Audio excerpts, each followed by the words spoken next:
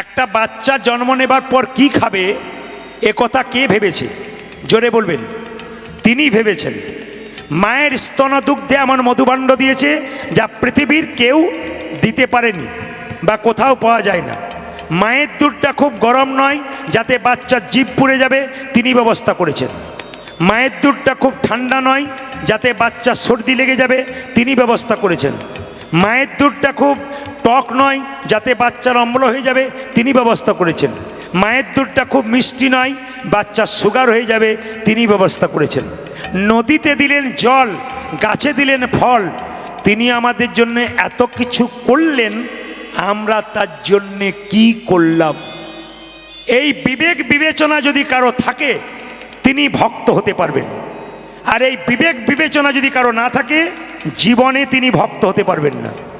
একটা oxygen cylinder করোনার সময় কত দাম ছিল, এখন যেটা নিচ্ছেন ফ্রি অক্সিজেন, নাকের মধ্যে মিটার বসালে বিল দিবার ক্ষমতা কারো আছে?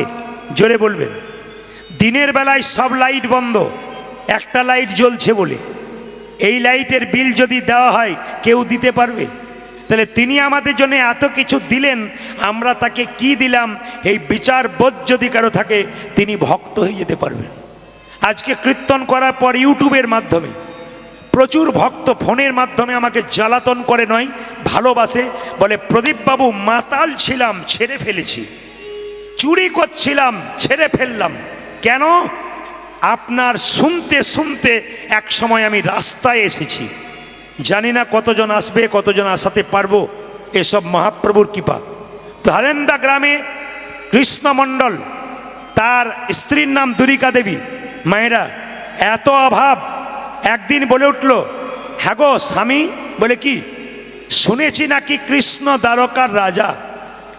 এক কাজ করো না, স্বয়ং তিনি ভগবান জগন্নাথ মন্দিরে জগন্নাথ রূপে আছেন, তা আমাদের এত অভাব, সে অভাবের কথা একবার তুমি জগন্নাথ মন্দিরে গিয়ে বলো। তার স্বামী বলে উঠল, শোনো দুরিকা, আজকে দেখুন মায়েরা ভক্ত কেমন, শোনো দুরিকা, আজকে বললে ভালো, করলে অন্য দিন বলবে না। বলে কেন?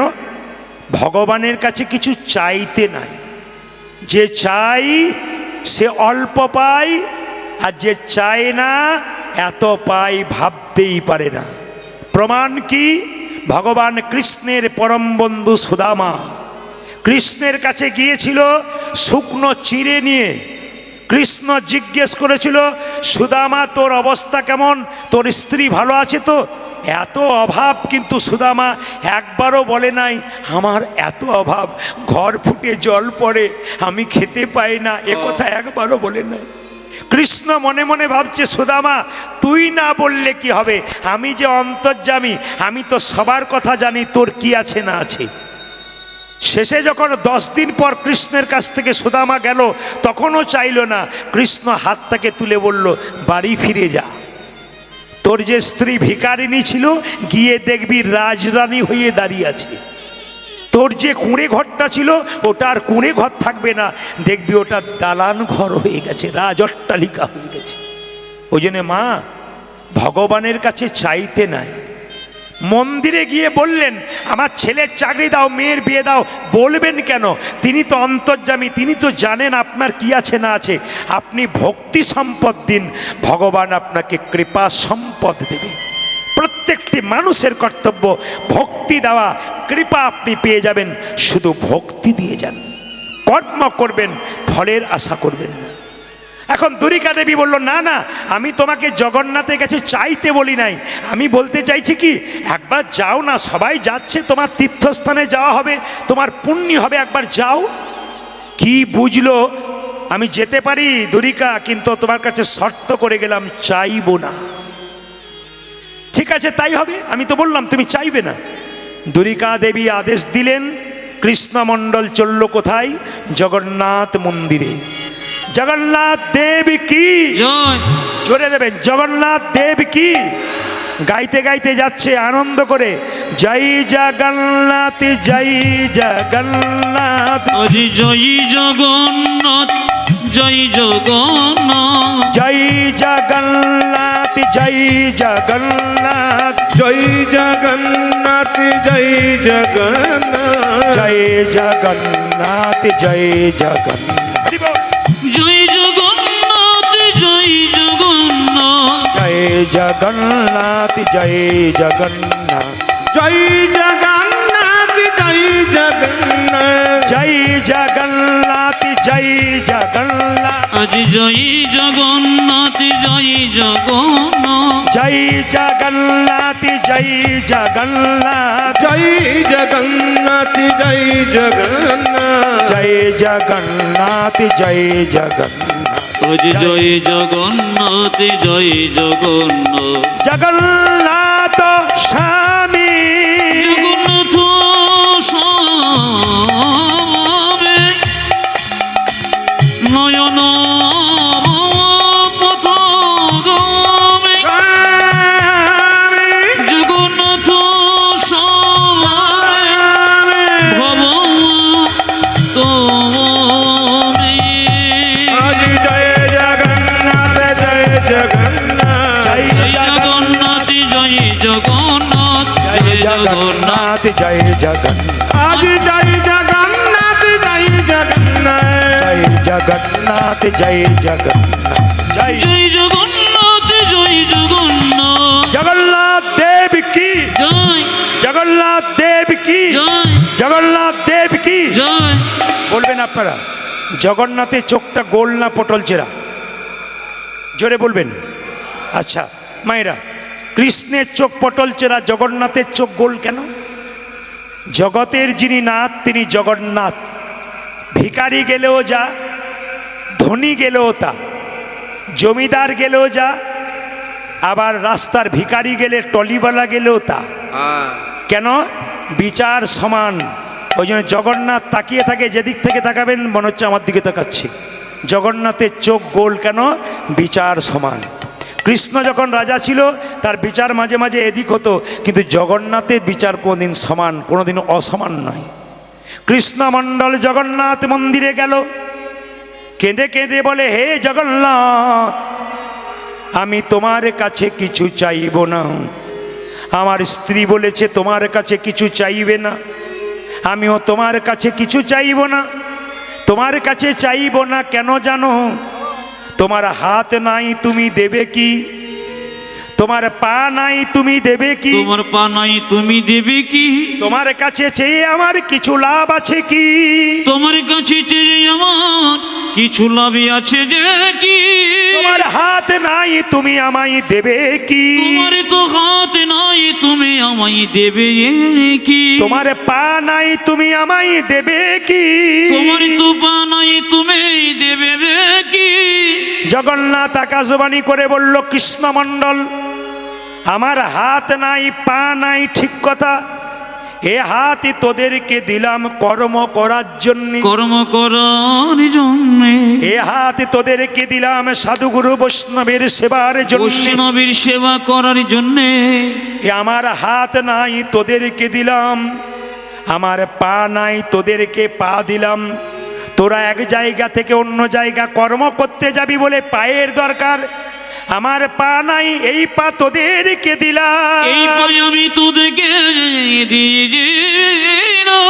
কৃষ্ণমণ্ডল কেঁদে কেঁদে বলল জগন্নাথ হে জগবান তোমার হাত নাই পা নাই তোমার কাছে কি চাইব কি চাইব তবে তোমার কাছে কিছু চাইব না এই জগতে লোকে তোমার কাছে গাড়ি চাই বাড়ি চাই টাকা চাই পুত্র চাই কন্যা চাই কিন্তু আমি তোমার কাছে টাকা পয়সা কিছুই চাইব না তোমার কাছে কি চাইবো জানো যে কোনো দিন চাই না তোমার কাছে এই জিনিসটা আমি এই জিনিস চেয়ে জগৎকে শিক্ষা দেব এইটাই চাও কি আপনারা যেটা জগন্নাথ মন্দিরে চান না সেটা কৃষ্ণমণ্ডল চাইলো ওগো জগন্নাথ দেবে যদি তবে আমায় দাও কি আমায় গাড়ি বাড়ি টাকা পয়সা বাড়ির দরকার নাই যদি দেবে তুমি তবে আমায় দাও একটা কৃষ্ণ ভক্ত সন্তান দাও হরি বল।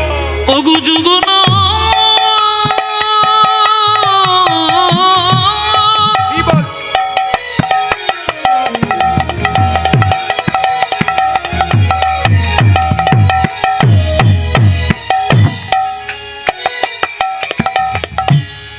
লোকে তো তোমার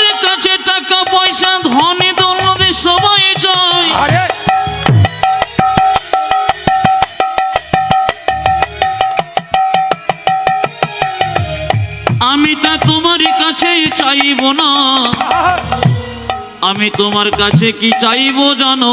আহা, আমায় একটা কৃষ্ণ ভক্ত সন্তান দাও হে।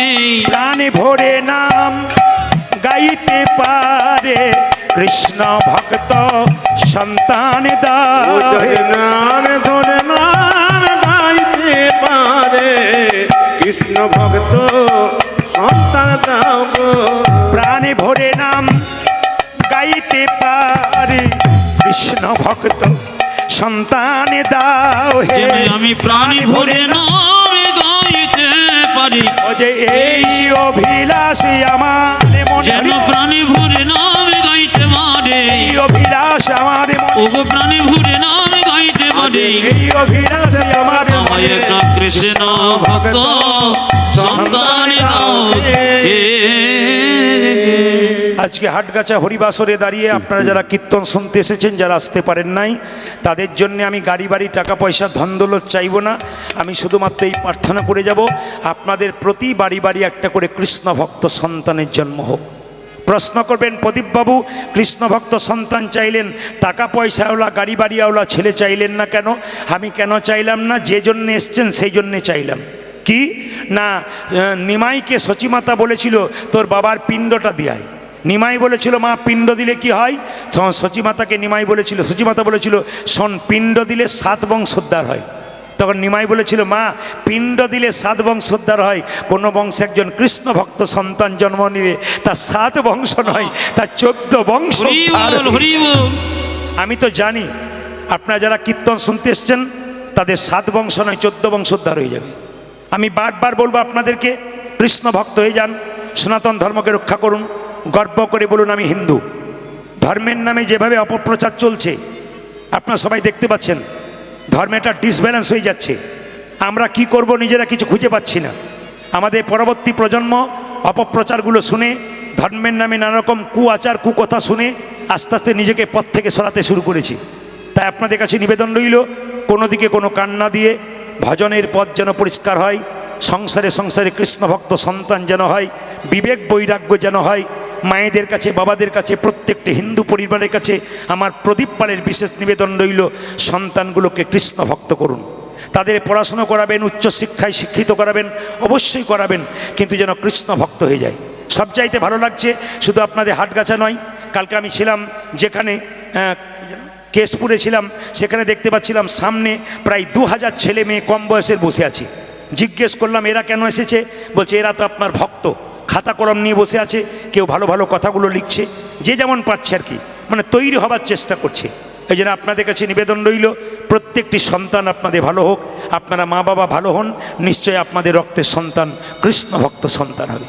গত পরশু যেখানে গাইছিলাম, একজন ব্যক্তি বলছে প্রদীপবাবু আপনি তো জানেন সব আসরে আপনার যাই, বললাম মানলাম, কিন্তু আমার ছেলের জন্য আমি 10 লাখ টাকা রেখে গেলাম, চিন্তা নেই, মরে গেলে সে বসে বসে খাবে, আমি মরে গেলে ক্ষতি নেই। আমার ছেলেকে কেমন তৈরি করলেন?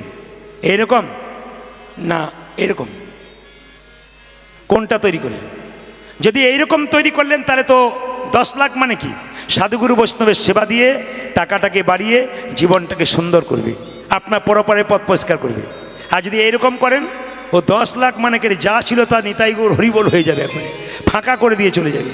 তাই আপনাদের কাছে নিবেদন রইল, জগন্নাথ যেন বলল কৃষ্ণমণ্ডল যা, তোকে বলে দিলাম তুই কৃষ্ণ ভক্ত সন্তান পাবি।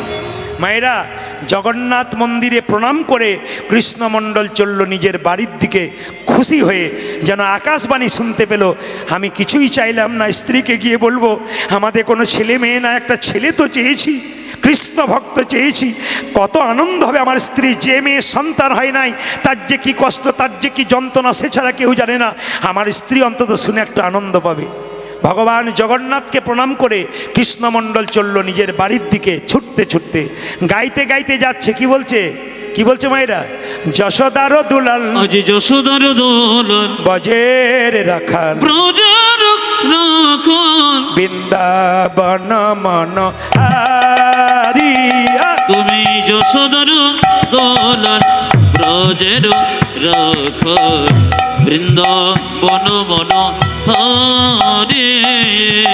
যশোদার দুলাল, বজের রাখাল, বৃন্দাবন মন হারি ও তুমি যশোদার দোলাল ব্রজে রাখা বৃন্দাবন ধন হারি গোপীজন বল্লভ রাধিকা রামা গোপীজন বল্লভ রাধিকা কারণ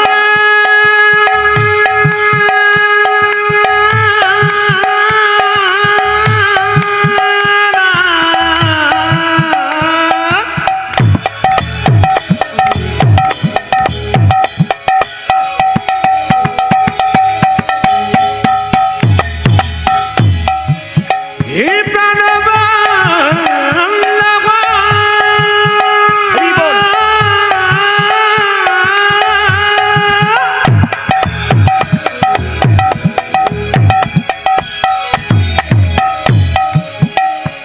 হে প্রাণনাথ রাধে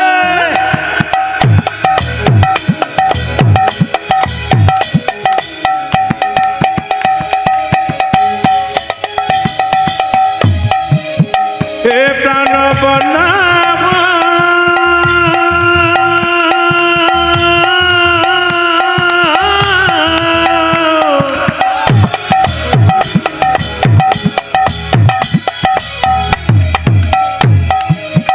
হে প্রাণবল্লভ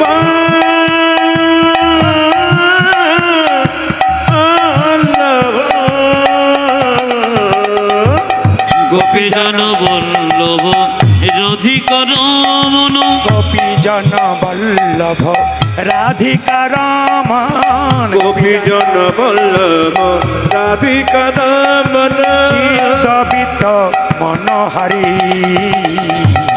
বৃন্দাবন মন হারি তুমি যশোদার দোলনে ব্রজের রাখল বৃন্দাবন মন হারি তুমি যশোদার দোলাল ব্রজে রাখা বৃন্দাবন ধন হারি যশোদার দোলনে ব্রজের রাখল বৃন্দাবন মন হারি দুরিকা মাইরা নিবেদন আপনাদের কাছে তীর্থস্থানে কারা কারা গেছেন হাত তুলুন গয়া কাশী বৃন্দাবন কিংবা আপনারা পুরী ধাম এমন কোনো তীর্থ বাহ আপনাদের পুরী তো কাছে আমাদের আসতে গেলে কষ্ট করে আসতে হয় আমি আজকে যেখানে ছিলাম কোলাঘাটে একজন পুলিশ অফিসারের বাড়িতে ছিলাম কালকে রাত্রিতে গান করে ওনার বাড়ি চলে এসেছি উনি বারবার আমাকে ডাকেন ওনার বাড়িতে আমি 2 থেকে 3 বার গান করেছি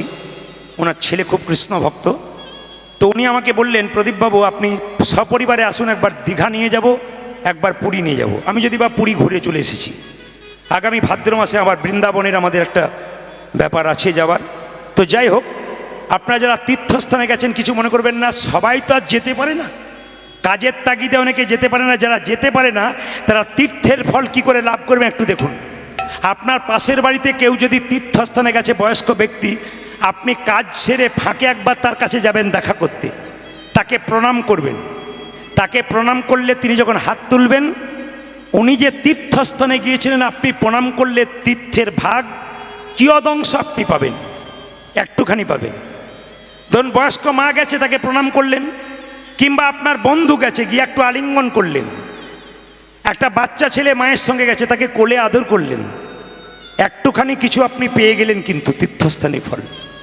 মায়েরা দুরিকা দেবী দেখার সঙ্গে সঙ্গে গলায় কাপড়টা দিয়ে তার স্বামীর পাটা ধুয়ে দিল নিয়ে প্রণাম করলো প্রণাম করে জিজ্ঞেস করবার আগে আপনাদেরকে জিজ্ঞেস করি কিছু মনে করবেন না আপনারা এখানে কীর্তন শুনতে এসছেন স্বামী স্ত্রীতে অনেকে বাড়িতে বাস করছেন তা দুরিকা দেবী তো স্বামীকে পা ধুয়ে প্রণাম করায় মাঝে মাঝে প্রণামও করে তা আপনারা যে এতজন কীর্তন শুনতে এসছেন কারা সকালবেলায় ঘুম থেকে উঠে স্বামীকে প্রণাম করেন একবার হাত তুলে দেখান দেখি কেউ করে না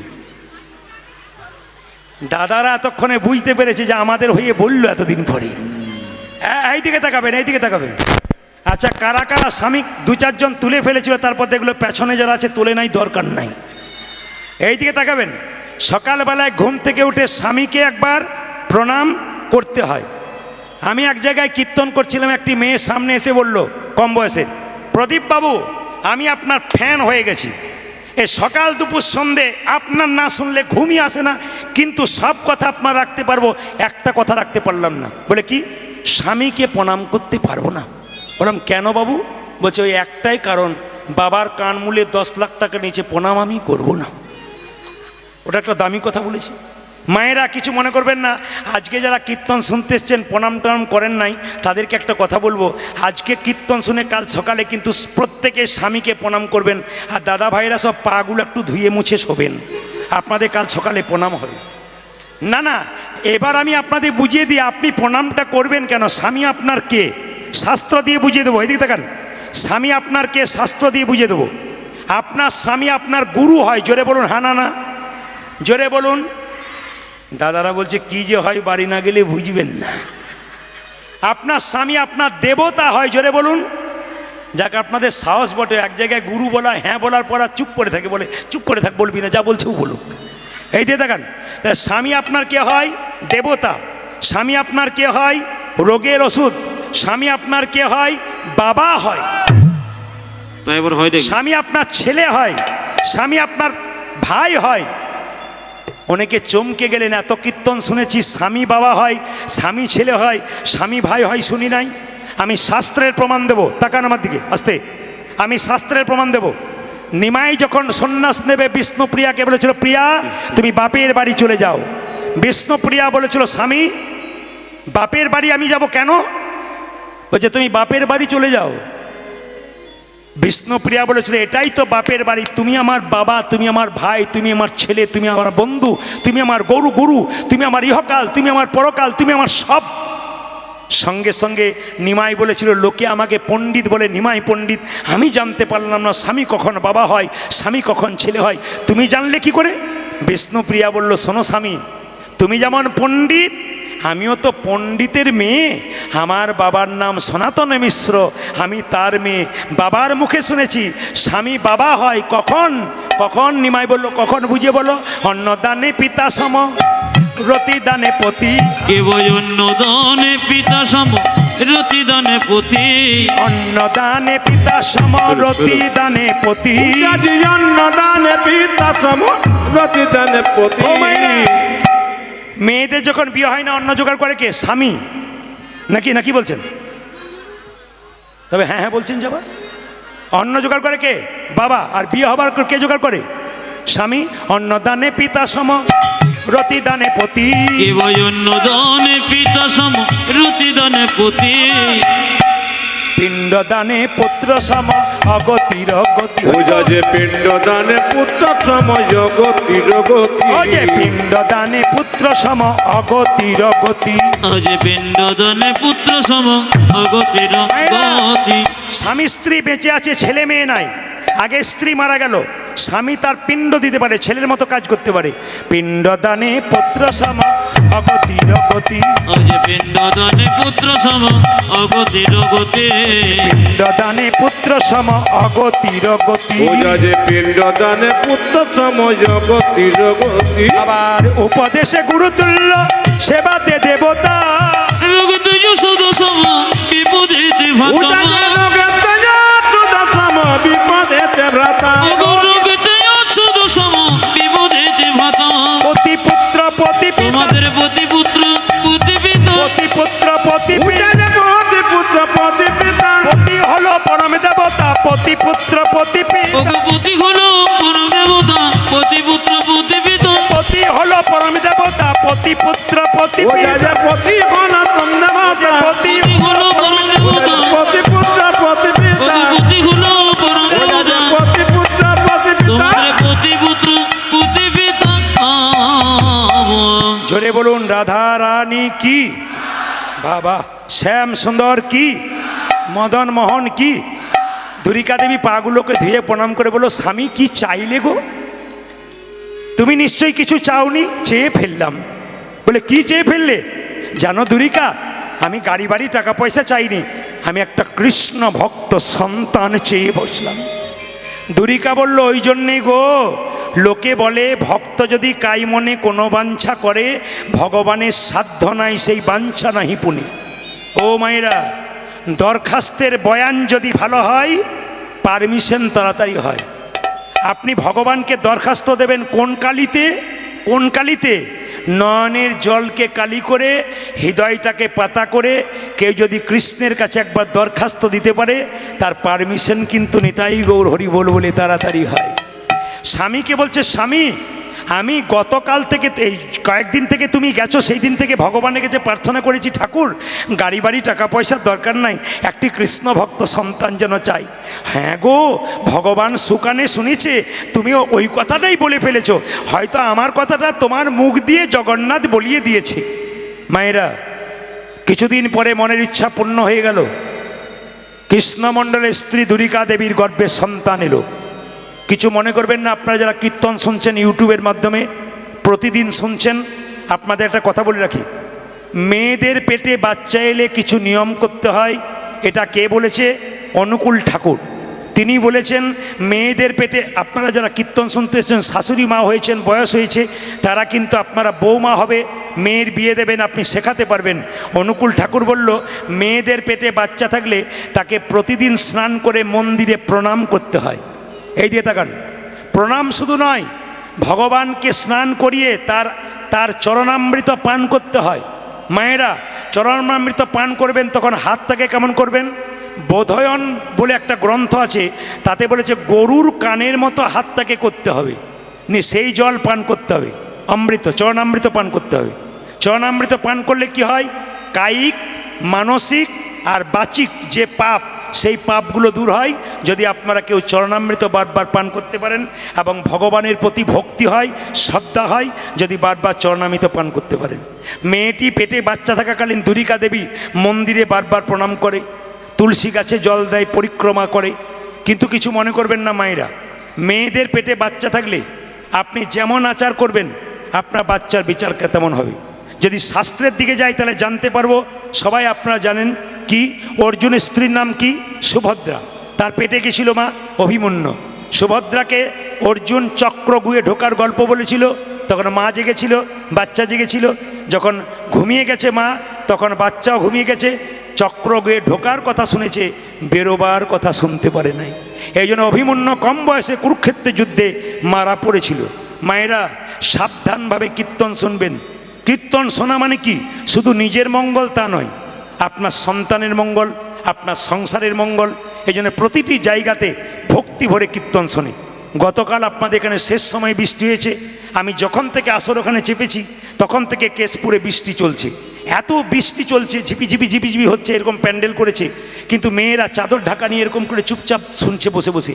এত বৃষ্টি পড়ছে কিন্তু একবারে স্থির হয়ে বসে কীর্তন শুনছে। তার মানে কি? কীর্তন শোনা মানে নিজের মঙ্গল শুধু নয়, সংসারের মঙ্গল। দুরিকা দেবীর গর্ভে সন্তান 10 মাস 10 দিন পরে জন্ম নেবে। তবে একটা কথা বলি মায়েরা, পেটে বাচ্চা থাকাকালীন এখনকার মেয়েরা, আপনাদের এখানকার জোরে বলি নাই, ডাক্তার বলেছে ঘাড়ে বালিশ পায়ে বালিশ নিয়ে শুয়ে থাকবি, আর সময় কাটবে কি করে? কেন? Screen touch mobile. এখনকার মেয়েরা স্ক্রিন টাচ মোবাইল দেখে, আর বাচ্চা জন্ম নিয়ে এদিক ওদিক তাকায়। তখন মেয়েটি বলে, বাবারে ছেলে আমার কি তাকাচ্ছে গো, যেন কি খুঁজে খুঁজে বেড়াচ্ছে। ও কিছুই খোঁজে না, স্ক্রিন টাচ মোবাইল খুঁজে খুঁজে বেড়াচ্ছে। এই জন্য এখনকার বাচ্চারা জন্ম নেবার পর দেখবেন বলে না, মোবাইল ছাড়া থাকতেই পারে না। আমি আপনাদের বারবার বলবো, যে যেখানে বসে আছেন মোবাইল আপনারা রাখবেন না বাচ্চাদের কাছে। কেন? মোবাইলটা বাচ্চাদের ডিজিটাল ডায়েট হয়ে গেছে। অনেক বাচ্চারা দেখবেন মোবাইল ছাড়া খায় না, একদিকে কার্টুন দেখে একদিকে খায়। বলুন, মোবাইল যদি হাতে নিয়ে বাচ্চাকে খাওয়ান, বাচ্চার খাবারটা হজম হয়? চিবিয়ে খায় না গিলে খায়? ওই জন্য বারবার বলবো, স্টোমাকে গিয়ে নষ্ট হয়ে যায় খাবারটা, বদ হজম হয়, ছেলের মানসিক পরিস্থিতি ঠিক হয় না। আর মোবাইলটা আমাদের জন্য ফমো রোগ হয়ে গেছে। FOMO, ফমো মানে কি? একটু যদি মোবাইলটা হাতের বাইরে হয়ে যায়, কোথায় গেল কোথায় গেল কোথায় গেল সব ভুলে যাবেন, কিন্তু মোবাইল হারিয়ে গেলে একবার পাগল হয়ে যাবেন। এটাকে ফমো রোগ বলছে, FOMO। সবাই মাথায় কাপড়টা দিন, দুরিকা দেবীর সন্তান জন্ম নিচ্ছে 10 মাস 10 দিন পর। সবাই একসঙ্গে। মায়েরা কোথায় জন্ম নিচ্ছে? ধারেন্দা গ্রামে জন্ম নিচ্ছে। কমিটির তরফ থেকে ভিক্ষায় বেরোবে এখনই আপনাদের কাছে। আপনার যে যেমন পারবেন, কীর্তনের শেষে আমাকে 1 টাকাও দেবেন না, টাকার বিনিময়ে আমি এসেছি। এত সুন্দর প্যান্ডেল, এত সুন্দর মাইক, এত সুন্দর সেবার ব্যবস্থা। লোকনাথ মিষ্টান্ন ভাণ্ডারের যিনি মালিক আছেন, তার বাড়িতে আমি বাসা, কমিটি আমাকে সেখানে রেখেছেন, এবং দেখতে পেলাম অতি আদর, অতি ভালোবাসা। ভক্তি, খুব সুন্দর কমিটির এখানে ব্যবস্থাপনা। সবচাইতে ভালো লাগলো কমিটির পাঞ্জাবির রং একই রকম, এর থেকে বোঝা যায় যে এরা এখানকার কমিটি। ধন্যবাদ জানাই, এদের জন্য একটু তালি দিন সবাই মিলে তালি দিন। এরা যেন প্রতি বছর আপনাদের সাহায্য নিয়ে, আপনাদের ভালোবাসা নিয়ে, আশীর্বাদ নিয়ে সুন্দর থেকে সুন্দরতর হরিবাসর করতে পারে। সবাই মিলে মায়েরা, আমাদের ছেলেরা যাচ্ছে, আপনারা যে যেমন পারবেন, যদি কেউ দিতে না পারেন চঞ্চল হবেন না, একটু আশীর্বাদ করে দেবেন। আপনাদের আশীর্বাদটা অনেক কিছু হতে পারে। তাই আপনাদের বলবো, আজকে বাচ্চার জন্য কিছু নিয়ে যেতে হবে না, আপনি এই ছেলেগুলোর হাতে কিছু তুলে দিন। সবাই মিলে একবার উলুধ্বনি প্রেম সে মায়েরা। হ্যাঁ, সবাই লক্ষ্য করুন, জন্ম নিচ্ছে কে? কৃষ্ণ মণ্ডলের ছেলে। সবাই উলুধ্বনি। ধারেন্দাতে জন্মিল দুঃখী মণ্ডল, ধারেন্দাতে জন্মিল দুঃখী মণ্ডল, ধারেন্দাতে জন্মিল দুঃখী মণ্ডল, জন্ম নিল বাচ্চা জন্ম নিচ্ছে।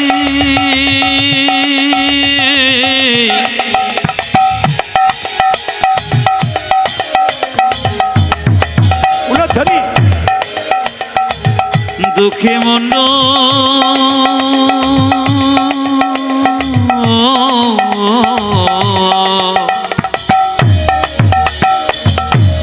উলুধ্বনি। সবাই ভক্তি ভরে প্রেম সে বসবেন। একটা কৃষ্ণ ভক্ত সন্তানের জন্ম হচ্ছে। প্রত্যেকটি মায়েরা উলুধ্বনি দিন, বাড়ি বাড়ি আপনাদের কৃষ্ণ ভক্ত সন্তান হবে।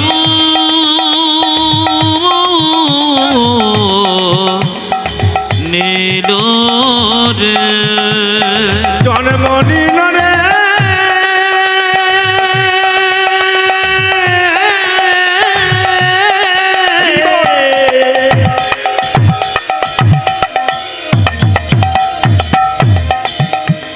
আমার দুঃখী মনটা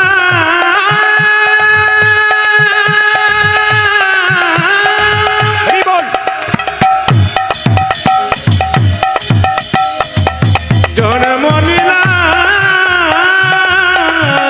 সবাই চারিদিকে ভাগ হয়ে যান। জন্ম নিল রে ভক্তি ভরে মায়েরা সবাই মাথায় কাপড় নেবেন, মায়েরা সবাই মাথায় কাপড় নেবেন ভক্তি ভরে। আজ ধারে দাঁতে